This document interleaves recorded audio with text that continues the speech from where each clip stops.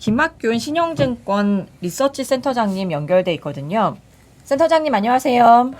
네, 안녕하세요. 네, 반갑습니다. 어저께 미국 대선 개표 결과를 좀 보셨을 텐데 관점평을 잠깐 부탁드릴게요. 민주당이 그 대통령과 그 의회를 장악하는 블루웨이브는 없었고, 또 시장은 굉장히 긍정적으로 반응합니다만은 대선 불복을 시사하고 있기 때문에 약간은 정치적 불확실성은 좀 남아있는 거 아닌가 생각이 듭니다. 방금 말씀하신 트럼프 불복 같은 이런 네. 좀 변수들에 대해서 주식시장은 어떻게 반응을 할까요? 일단은 지금은 제 생각에는 조금 다소 사실 늘 시장이 답이기 때문에 시장에 대해서 코멘트하는 게 좀 그렇습니다만은 조금 과잉 낙관이 좀 있는 거 아닌가 이런 생각이 좀 드네요.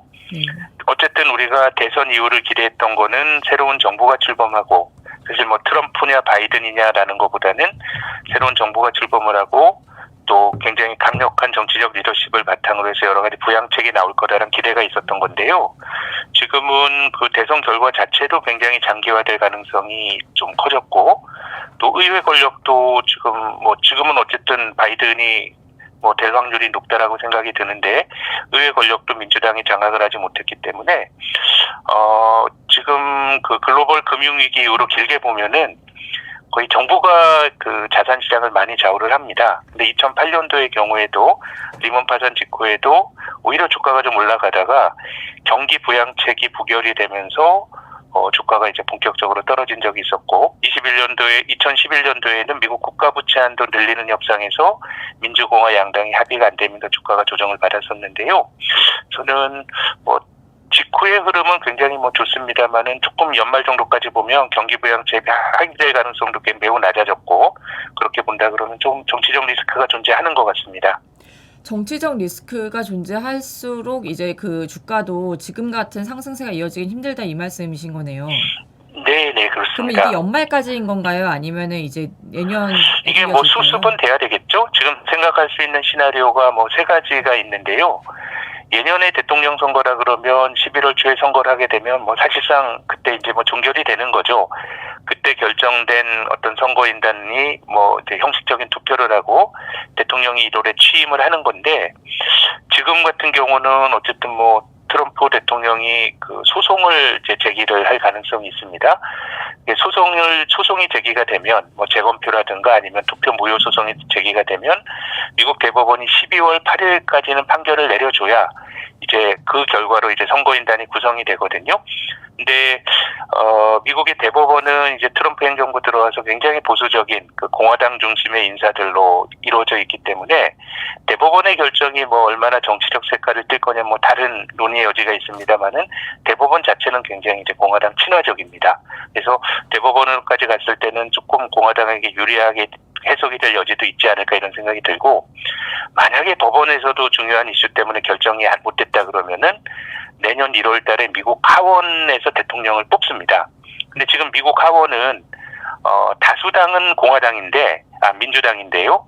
근데 1월 달에 하원에서 대통령을 투표하게 되면 지금은 그 각 주별로 인구 비례해서 그 의원 수가 결정이 됩니다. 그래서 미국 서부 같은 데는 민주당이 한 주에 아주 다수를 차지하고 이러면서 그 다수당이 됐는데, 1월 투표에는 한 주당 한 표의 투표권만 있거든요. 근데 이런 잣대로 보면은 공화당이 다수인 주가 더 많습니다. 요것도 굉장히 이제 트럼프에겐 유리한 조합이고요. 마지막으로 미국 하원에서도 결정이 안 된다. 그럼 미국 상원에서 상원 의원들이 투표해서 부통령을 뽑고요. 그 사람이 대통령 권한 대행을 하게 되는데, 아시는 것처럼 상원도 공화당이 장악을 하고 있거든요.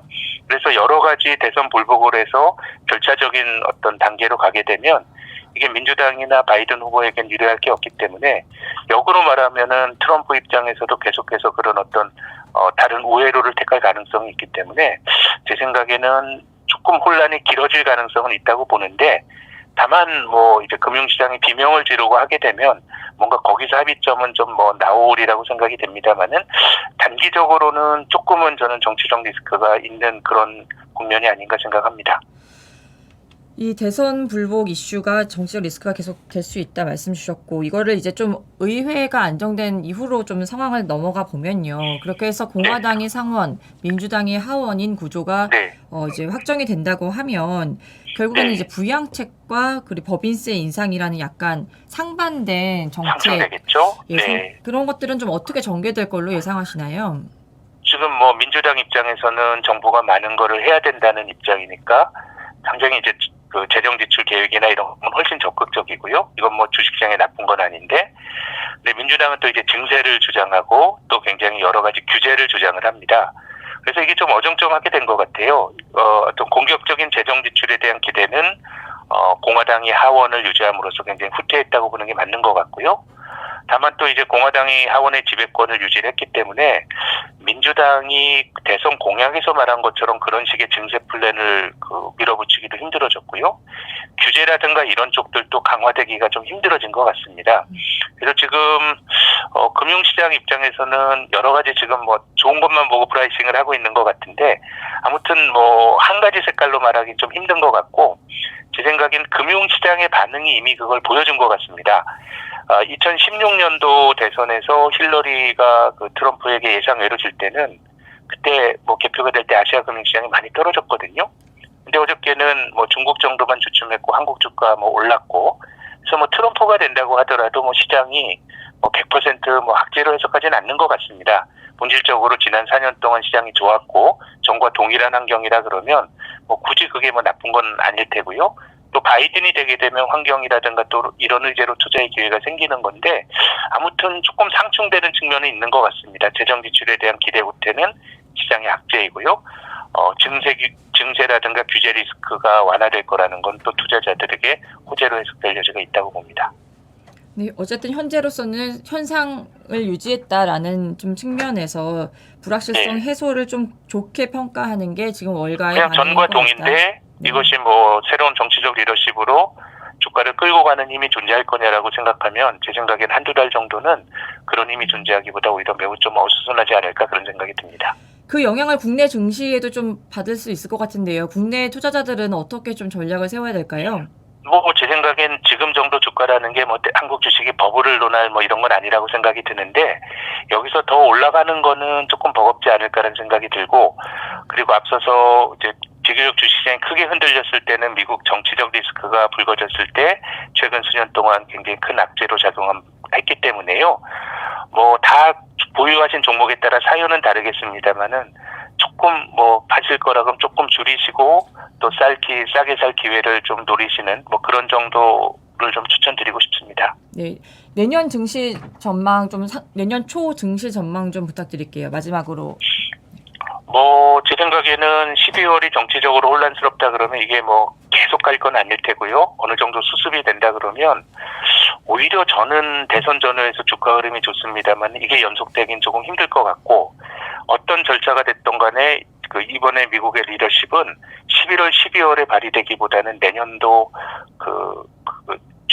공식적으로 출범한 이후에 발의가 될 가능성이 높다고 봐서요. 전체적으로 11월, 12월은 조금 투자자들은 위험 관리하시라는 조언을 드리고 싶고 또 그 기회에 주식을 잘 사시게 되면 역으로 내년 초에는 좀 기회가 있지 않겠나 그런 기대를 갖고 있습니다. 네, 감사합니다, 센터장님.